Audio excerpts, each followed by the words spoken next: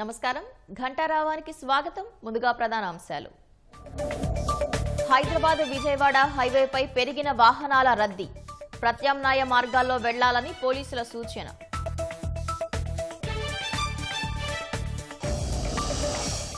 అభివృద్ధికి ప్రభుత్వ కొనసాగింపు ముఖ్యమన్న లోకేష్, డేటా సెంటర్లకు తక్కువ ధరకే విద్యుత్ ఇస్తామని వెల్లడి.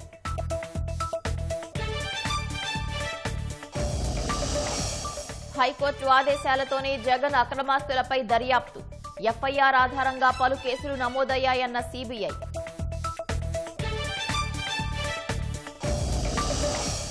అలరిస్తున్న ఆవకాయి అమరావతి ఉత్సవాలు, రెండో రోజు ఆలోచింపజేసేలా సాగిన ప్రదర్శనలు.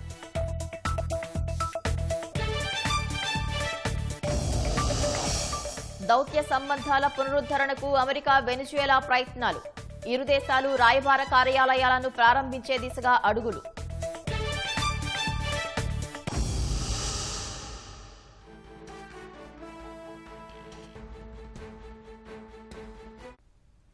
తాజాంశాన్ని చూస్తున్నాం. హైదరాబాద్ విజయవాడ హైవేపై వాహనాల రద్దీ పెరిగింది. NH-65 పై పలుచోట్ల వాహనాలు స్తంభించే అవకాశం ఉంది. వాహనదారులు ప్రత్యామ్నాయ మార్గాల్లో వెళ్లాలని పోలీసులు సూచిస్తున్నారు. మరింత సమాచారం మా ప్రతినిధి ఈశ్వరాచారిని అడిగి తెలుసుకుందాం.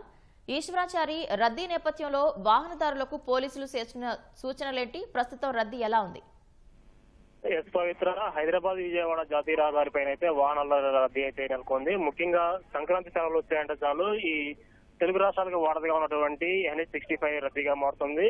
అయితే పండక్కి 3 రోజుల ముందుగానే సెలవులు రావటం, వరుస సెలవులు రావడం తోటి ఇవాళ ఉదయం నుంచే కూడా వాహనాల రద్దీ అయితే పెరిగింది. ముఖ్యంగా హైదరాబాద్ లో ఏపీకి చెందిన వారందరూ కూడా విద్య, వ్యాపారం, ఉద్యోగం వివిధ కారణాలతోటి హైదరాబాద్ వచ్చి ఉంటారు. వీళ్ళందరూ కూడా వరుస సెలవులు రావటం, తర్వాత కళాశాల పాఠశాలలు కూడా సెలవులు రావడం తోటి ఉదయం నుంచి కూడా వీళ్ళందరూ వాళ్ళ యొక్క పల్లెలకు, స్వగ్రామాలకు వెళ్ళడానికి ప్రయాణం అయ్యారు. ఈ క్రమంలో హైదరాబాద్ నుంచి విజయవాడ వెళ్లాలంటే ప్రధాన రహదారి NH-65. ఈ NH-65 సాధారణంగా హైదరాబాద్ దృష్టికొండ నుంచి మన చౌటప్పల్, పంతంగి టోల్ ప్లాజా వరకు రావాలంటే సుమారు 1 గంటల సేపులో రావచ్చు. అయితే ఈ పండగ నేపథ్యంలో వాహనాల రద్దీ అధికంగా ఉండటం వల్ల సుమారు 3 గంటల నుంచి 4 గంటల పాటు only Dilsukhnagar, LB Nagar, Hayathnagar, Vadapallipuram, Abdullapurmet, Ramoji film city, Panthangi toll plaza, Choutuppal ఇక్కడ వరకు రావడానికి సుమారు 3 గంటల నుంచి 4 గంటల వరకు పడుతుంది. అయితే ఈ క్రమంలో ప్రయాణికులకి ఎవరు ఇబ్బంది పడొద్దనే ఉద్దేశంతో పోలీసులు అయితే అప్రమత్తమయ్యారు.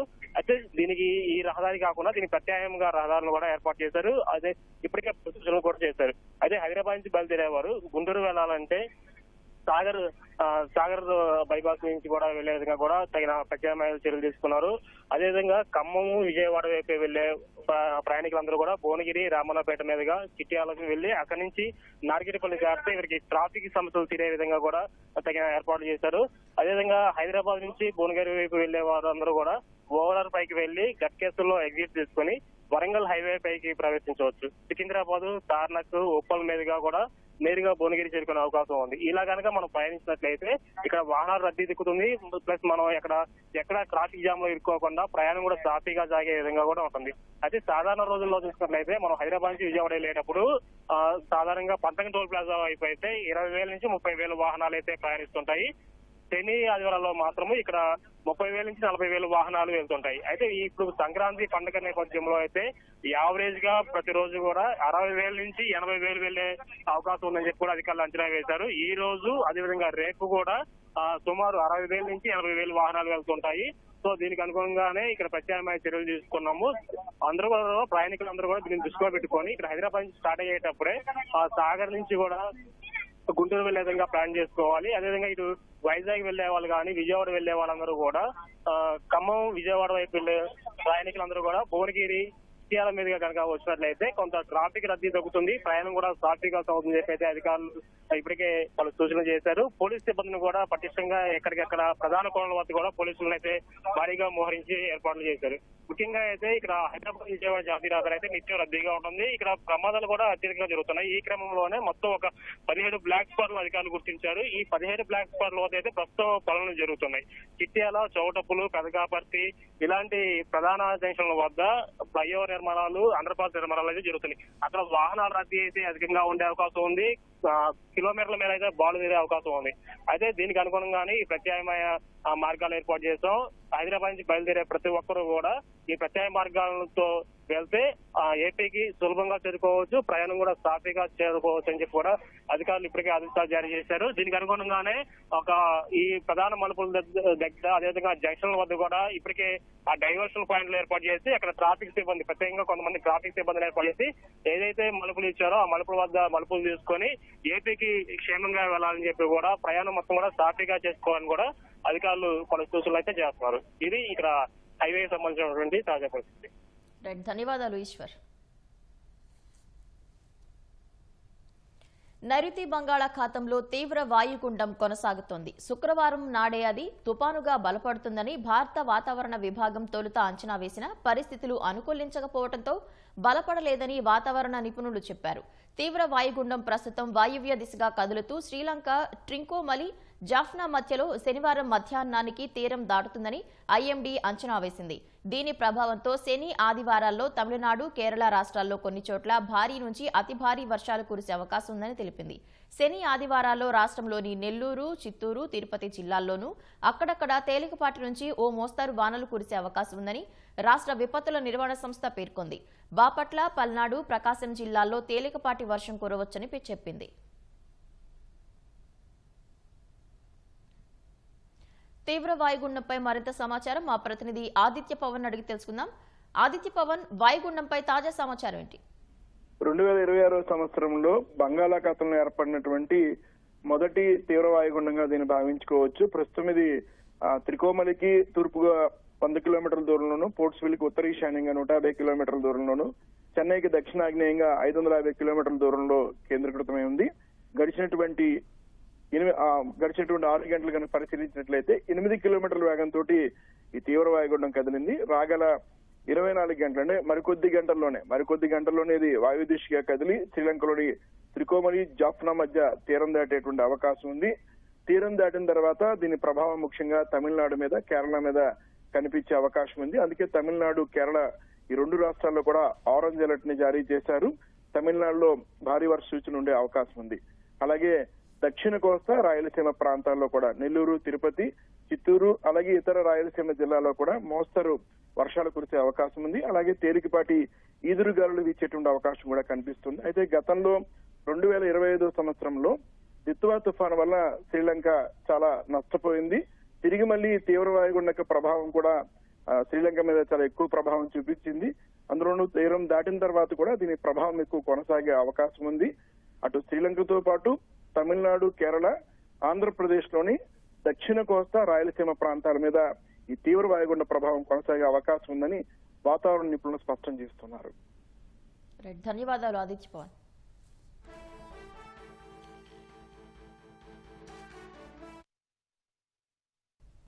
విశాఖలో ఏర్పాటయ్యే డేటా సెంటర్లకు అవసరమైన పునరుత్పాదక విద్యుత్తును అతి తక్కువ ధరకు ఇవ్వబోతున్నామని మంత్రి లోకేష్ వెల్లడించారు.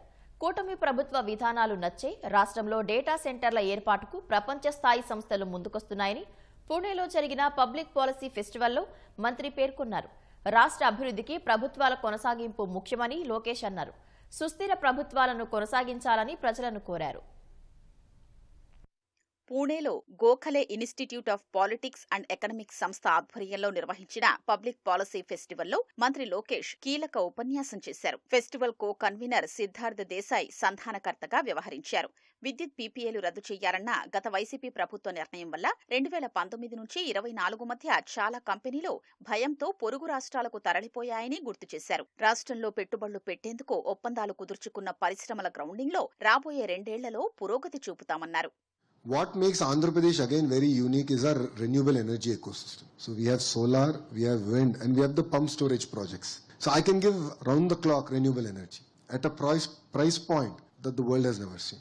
In terms of water, again, now Polavaram project is getting built to harness that. We're looking at a lift irrigation projects where we're going to bring all that water to different parts of not only Andhra Pradesh, we can actually deliver water to Tamil Nadu and even Karnataka. So that is the way we're looking at it. Even companies like Intel, where they're now using air-cooled systems, are very, very cost-effective solutions. So more and more cost-effective solutions are now coming about. So there will be transformation even in that sector. WhatsApp governance ద్వారా 36 శాఖలకు సంబంధించి 1000 రకాల సేవలు అందిస్తున్నామని మంత్రి లోకేష్ పేర్కొన్నారు. నైపుణ్యం portal ద్వారా నిరుద్యోగ యువతకు ఉపాధి అవకాశాలు కల్పించనున్నట్లు తెలిపారు. Google, Arcelor Mittal, TCS, Cognizant వంటి కంపెనీలు రాష్ట్రంలో పెట్టుబడులు పెట్టాయని గుర్తు చేశారు. సీఎం చంద్రబాబు బ్రాండ్ ఇమేజ్తోనే ఇది సాధ్యమైందన్నారు. రాష్ట్రానికి వచ్చే కంపెనీలకు స్పీడ్ ఆఫ్ డూయింగ్ విధానంలో అనుమతులు ఇస్తామన్నారు. అమరావతిలో క్వాంటమ్ వ్యాలీ ఏర్పాటు చేస్తున్నామన్న లోకేష్ 22 సెక్టార్లతో క్వాంటమ్ కంప్యూటింగ్ ను అనుసంధానిస్తామని వివరించారు. When states compete, India wins. That is my single mantra. Brilliant. States have to compete, then India wins. And competition is good. It makes us all fit. Everyone is now starting on this reform cycle, and I believe that Andhra Pradesh should be number one. But I believe it's just the beginning. I think we have to do a lot more to really deliver in spirit on the speed of doing business. So that's where I believe we differentiate. And please understand that policy changes have to happen, but it can only happen when there is a clear political will and backing. Where your legislatures, your ministers are supporting the vision of the government and the chief minister. Only then can such projects get grounded, seeded, executed to the level that India actually should execute. Majority of our voters. So it's very important that they understand the importance of continuity of government and understand the importance of long-term vision. ఎఫ్డీఐలను పెద్ద ఎత్తున ఆకర్షించడానికి కృషి చేస్తున్నామని లోకేష్ అన్నారు. పాలసీల స్థిరత్వమే ఎఫ్డీఐల రాకకు కీలకమని, దానికోసం చిత్తశుద్ధితో అడుగులు వేస్తున్నామని స్పష్టం చేశారు. ప్రజా ప్రయోజన వ్యాజ్యంలో హైకోర్టు బెంచ్ జారీ చేసిన ఉత్తర్వుల మేరకే జగన్ కు చెందిన అక్రమాస్తులపై కేసు నమోదైందంటూ సీబీఐ శుక్రవారం తెలంగాణ హైకోర్టుకు నివేదించింది. ఇందులో భాగంగా నమోదైన ఎఫ్ఐఆర్ ఆధారంగా పలు కేసులు నమోదయ్యాయని పేర్కొంది. దాల్మియా వ్యవహారంలోనూ సీబీఐ దాఖలు చేసిన అభియోగ పత్రాన్ని పరిశీలించి ఆధారాలున్నందున న్యాయస్థానం పరిగణలోకి తీసుకుందని తెలిపింది. జగన్ అక్రమాస్తుల వ్యవహారంలో అక్రమంగా లీజులు పొందినందుకు ప్రతిఫలంగా జగన్ కంపెనీల్లో 95 కోట్ల పెట్టుబడులు పెట్టిందన్న ఆరోపణలపై సీబీఐ నమోదు చేసిన కేసును కొట్టివేయాలని కోరుతూ దాల్మియా సిమెంట్ లిమిటెడ్ తెలంగాణ హైకోర్టులో పిటిషన్ దాఖలు చేసింది. దీనిపై న్యాయమూర్తి జస్టిస్ జూకంటి అనిల్ కుమార్ శుక్రవారం విచారణ చేపట్టారు. సీబీఐ తరపు న్యాయవాది శ్రీనివాస్ కపాటియా వాదనలు వినిపించారు. హైకోర్టు ఆదేశాల మేరకు కేసులు నమోదయ్యాయని, ఇందులో నిజమైన పెట్టుబడిదారులు ఎవరో గుర్తించి వారిని మినహాయించాలని న్యాయస్థానం చెప్పిందన్నారు. ఈ ఆదేశాల ప్రకారం జగన్ కంపెనీల్లో పెట్టుబడులు పెట్టిన పలువురిపై కేసులు నమోదయ్యాయని తెలిపారు.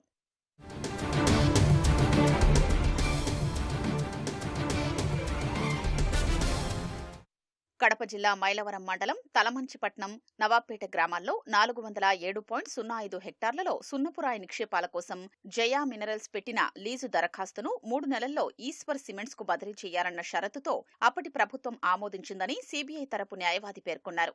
పూర్తి వివరాలతో అదనపు కౌంటర్ దాఖలు చేశామని చెప్పగా న్యాయమూర్తి జోక్యం చేసుకున్నారు. క్రిమినల్ పిటిషన్లు కౌంటర్ ఎలా దాఖలు చేస్తారని, ఆ నిబంధన ఎక్కడ ఉందని ప్రశ్నించారు. సీబీఐ న్యాయవాది సమాధానమిస్తూ గతంలో విచారించిన మరో బెంచ్ ఆదేశాలతో కౌంటర్ దాఖలు చేశామన్నారు. పిటిషనర్ రికార్డులో లేని డాక్యుమెంట్లను కోర్టుకు సమర్పించారని, వాటికి సమాధానమివ్వడానికి కౌంటర్ దాఖలు చేశామని తెలిపారు.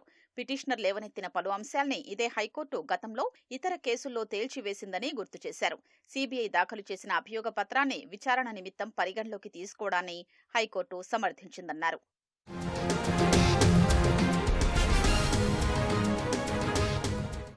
పిటిషనర్ తరపున సీనియర్ న్యాయవాది టి నిరంజన్ రెడ్డి వాదనలు వినిపిస్తూ తాము కాగ్నిజెన్స్ ను సవాల్ చేయలేదన్నారు. సీబీఐ ఆరోపించినట్లు దాల్మియా సిమెంట్స్ నిబంధనల్ని ఎక్కడా ఉల్లంఘించలేదన్నారు. వాస్తవ పెట్టుబడిదారుల్ని గుర్తించారని హైకోర్టు పేర్కొన్నప్పటికీ దానికి విరుద్ధంగా సీబీఐ కేసు నమోదు చేసిందన్నారు. గతంలో కొందరికి పిటిషన్లను ఇదే హైకోర్టు కొట్టివేసిందని, మరికొన్నింటిని అనుమతించిందన్నారు. వాటి ఆధారంగా ఈ పిటిషన్ను కొట్టివేయాలి అనడం సరికాదని, ఇందులో అంశాలు వేరుగా ఉన్నాయనగా న్యాయమూర్తి జోక్యం చేసుకున్నారు. అన్ని అంశాల్ని పరిగణలోకి తీసుకుంటామని స్పష్టం చేశారు. తదుపరి విచారణను ఈ నెల 20కి వాయిదా వేశారు. మరిన్ని వార్తలు సంక్షిప్తంగా వేగంగా చూద్దాం. వైజాగ్ వైభవాన్ని చాటి చెప్పేలా ఈ నెల 24 నుంచి 31 వరకు 8 ప్రాంతాల్లో విశాఖ ఉత్సవ్ను ఘనంగా నిర్వహించనున్నట్లు మంత్రి డోలా శ్రీబాల వీరాంజనేయ స్వామి ప్రకటించారు.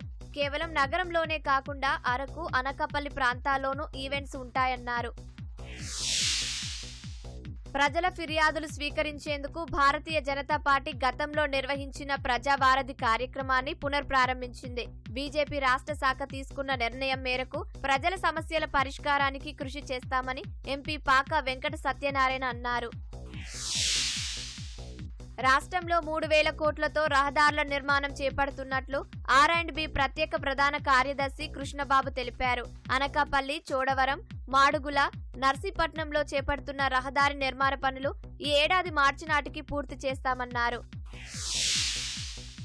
మేనమామనంటూ జగన్ దళితుల గుండెల్లో గుణపాలు దింపారని పశ్చిమ గోదావరి జిల్లా తెలుగుదేశం పార్టీకి చెందిన నాయకులు మండిపడ్డారు.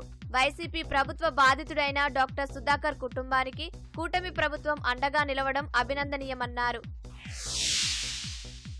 అన్నమయ్య జిల్లా ములకల చెరువు నకిలీ మద్యం కేసులో 7గురికి తంబళ్లపల్లె కోర్టు షరతులతో కూడిన బెయిల్ మంజూరు చేసింది.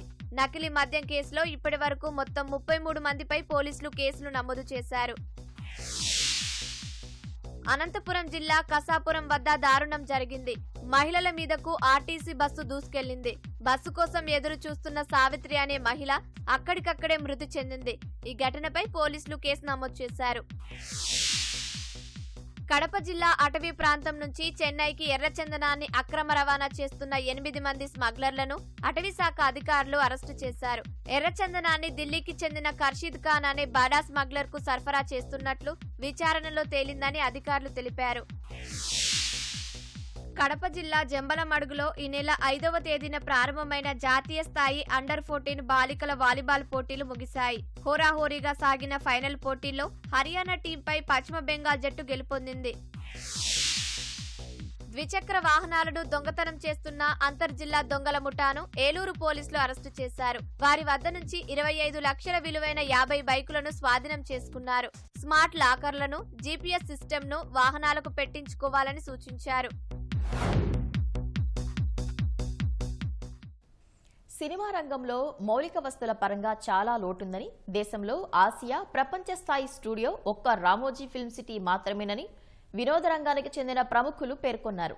ముంబైలోని ఫిల్మ్ సిటీ వైశాల్యం పరంగా పెద్దదైనా నాణ్యతలో సరితూగదని స్పష్టం చేశారు. ఓటీటీలు వంటి టెక్నాలజీలు ఎన్ని వచ్చినా థియేటర్ల మనుగడకు వచ్చిన ముప్పేమీ లేదని తెలిపారు. ఆవకాయ ఉత్సవంలో భాగంగా ఓటీటీ యుగంలో సినిమా అన్న అంశంపై శుక్రవారం విజయవాడ భవానీ ద్వీపంలో జరిగిన చర్చాగోష్ఠి ఆకట్టుకుంది. దేశంలోని 140 కోట్ల మంది ప్రజల వినోద అవసరాల్ని ఒక మాధ్యమమే తీర్చలేదని వక్తలు అభిప్రాయపడ్డారు. కొన్ని కథల్ని పెద్ద తెరపైనే చూడాలన్నారు. ప్రైవేట్ స్క్రీన్స్ పై చూసే కథలు మరికొన్ని ఉంటాయన్నారు. అవి రెండూ ఎప్పటికీ సమాంతరంగా ఎదుగుతూనే ఉంటాయని పేర్కొన్నారు. ఆవకాయ ఉత్సవం వేళ విజయవాడ భవానీ ద్వీపంలో పర్యాటక శాఖ ఆధ్వర్యంలో నిర్వహించిన ఓటీటీ యుగంలో సినిమా అన్న అంశంపై చర్చ ఆసక్తికరంగా సాగింది. నవలను యథాతథంగా సినిమాగా తీస్తే ఎట్టి పరిస్థితుల్లోనూ ఆడదని, దాంట్లోని సారాన్ని తీసుకోవాలని, దానికి పాటలు, డాన్సులు, ఫైట్స్, హాస్యం ఇలా సినిమాటిక్ అంశాన్ని జోడించాలని సినీ దర్శకుడు కోదండరామిరెడ్డి అన్నారు.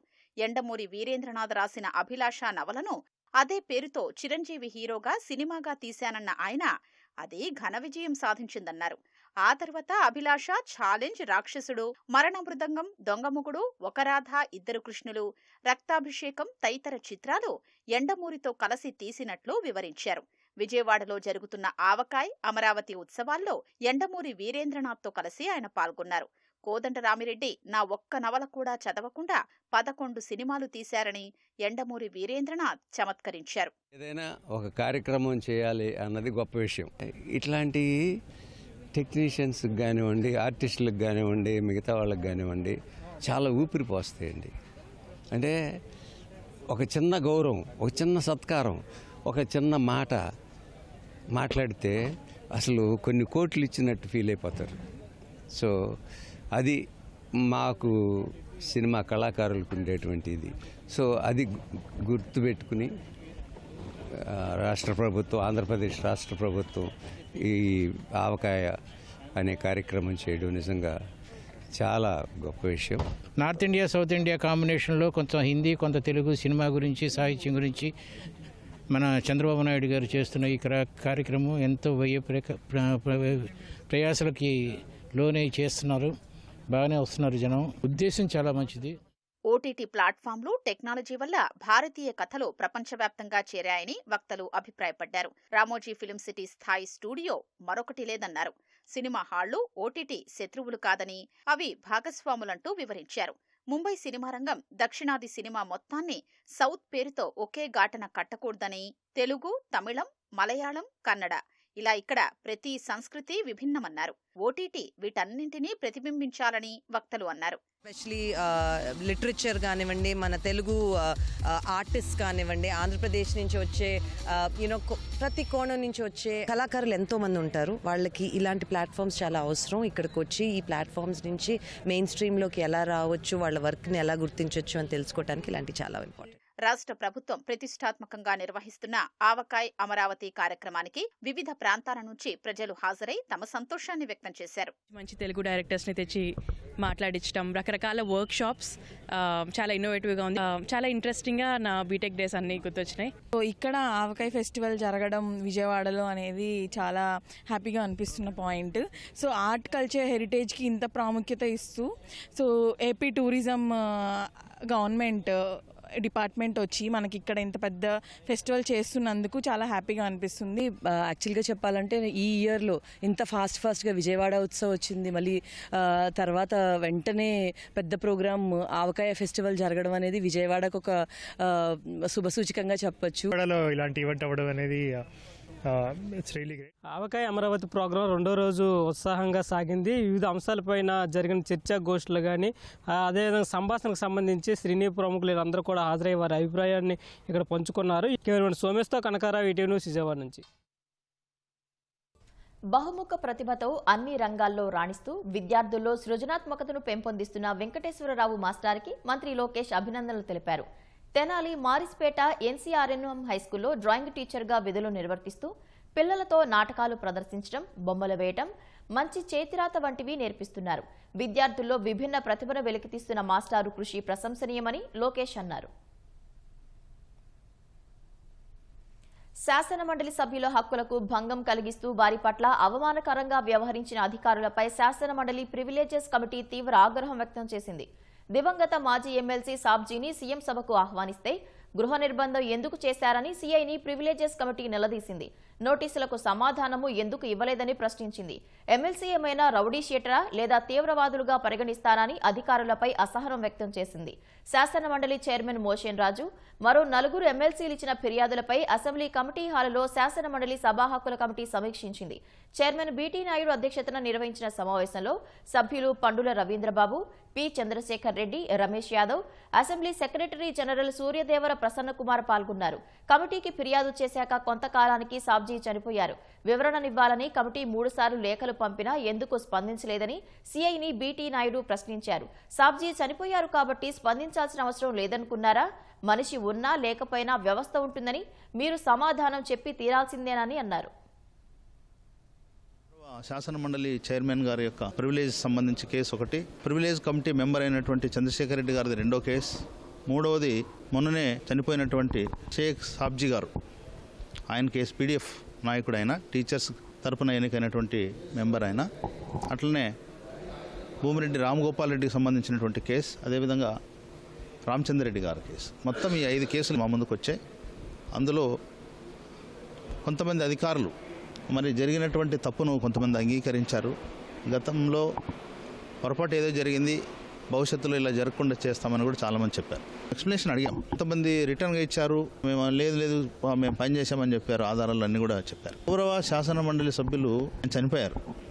ఆయన 25/3/2023 ఆనాటి ముఖ్యమంత్రి ఆసరా సభకు ఆయన ఇన్విటేషన్ ఉంది. గృహ నిర్బంధం చేసినట్లు ఆయన కంప్లైంట్ ఇచ్చాడు. ఆ కేసు కూడా విచారణ చేశాం. ఎవరైతే ఇన్స్పెక్టర్ గారు ఉన్నారో ఆయన కూడా అటెండ్ అయ్యాడు. మరి ఎందుకు గృహ నిర్బంధం చేయాల్సి వచ్చింది, ఆ డీటెయిల్స్ ఏంటి, మీకు ఎవరు ఇన్స్ట్రక్షన్స్ ఇచ్చినారు, పూర్తి స్థాయిలో కూడా ఎంక్వైరీ చేశాం. ఆన్సర్ పై అధికారులు చెప్పిన ప్రకారం మేము నడుచుకున్నాం అని చెప్పాం. మరి దానికి ప్రొసీజరు, రూల్స్ ఎక్కడ పాటించాలి, అక్కడ ఉండే ఎస్పీ గారు చెప్పినట్లు చెప్పారు. ఎస్పీ గారిని పిలవాలని కూడా మేము కమిటీ నిర్ణయం.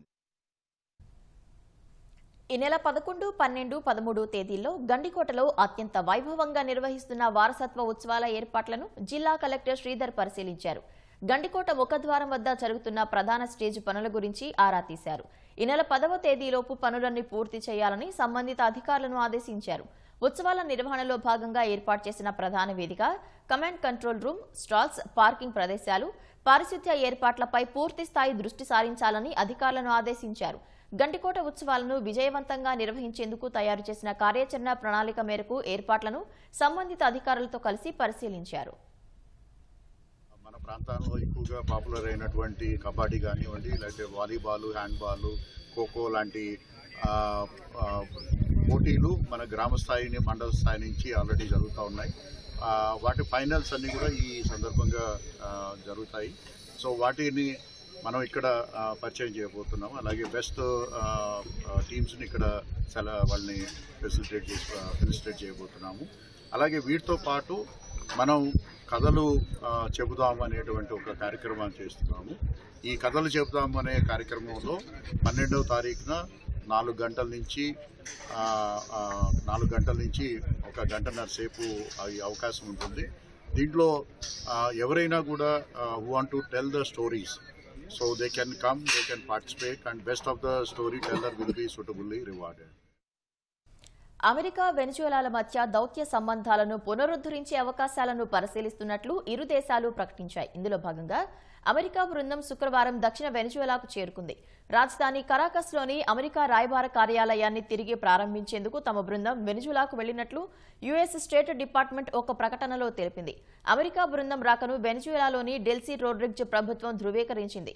ప్రతిగా తాము కూడా ఒక ప్రతినిధి బృందాన్ని అమెరికాకు పంపుతామని ప్రకటించింది. అయితే ఈ పర్యటన ఎప్పుడు ఉంటుందనేది స్పష్టం చేయలేదు. కొన్నేళ్లుగా అమెరికా, వెనిజుయలా మధ్య ఉద్రిక్తతలు నెలకొన్న నేపథ్యంలో రాయబార కార్యాలయాలను మళ్లీ ప్రారంభించే దిశగా అడుగులు పడటం ప్రాధాన్యం సంతరించుకుంది. ఇటీవల వెనిజుయలా నాయకుడు నికోలస్ మదురోను, ఆయన భార్యను అమెరికా బంధించి తీసుకెళ్లింది.